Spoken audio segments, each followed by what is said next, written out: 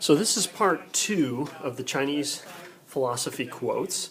And so last time we created our chart where we're going to start to look at the different quotes out of Chinese philosophy. And what we're going to do is for each quote that we see, we're going to write down the quote letter.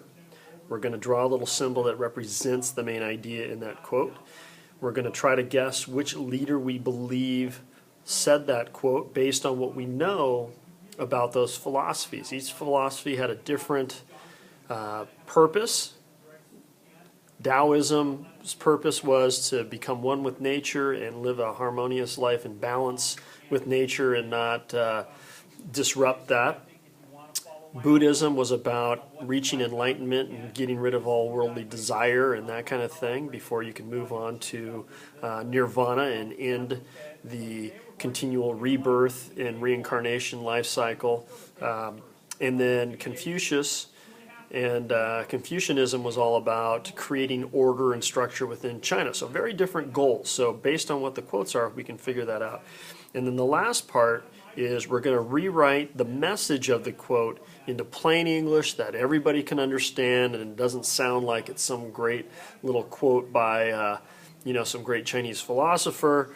It's going to be written in plain English so we understand what the meaning of that quote was. So you'll find these quotes on Learning Point. Look on the calendar and you'll be able to find that in the PowerPoint and go through it. I've printed them out for this purpose here. So what you're going to see is something that looks like this. Quote A, like a spider caught in its own web, is a person driven by fierce cravings. Break out of the web and turn away from the world of sensory pleasure and sorrow. And so first thing I'm going to do, this is quote A, so I'm going to write an A here. I'm going to draw a symbol. In this case, it might be a good idea to draw some kind of a spider web. You guys probably know how to draw spider webs better than I do, but I'm going to draw that in here. And I got some lines going out here. I don't know how to draw a spider web, but you guys probably do. Okay, and I'm going to draw that in because it represents the idea of being stuck in this web and that whole deal and how that works out, and I can draw those in here. And so that represents that idea. All right. Now the leader, this is about like a spider being caught in its own web as a person driven by fierce cravings.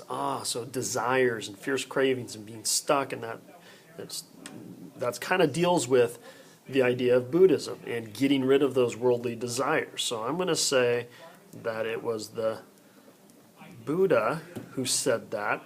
And so basically what I'm getting from this is in plain English, you must break, you must stop worrying about all your desires, get rid of them, and then you'll be able to move on to a world that is much more peaceful. And so I would write that in here about how this is getting rid of your desires to be able to have peace in your life. And that's what I would write in here in the plain English. And then I would move on to my second quote and do the same thing. Quote B, figure out, read it, what it is, draw a symbol that represents it, write in who I think probably said it. Is it Lao Tzu? Is it Buddha? Is it Confucius? And then write the meaning of that quote in plain English. And that's how you complete part 2.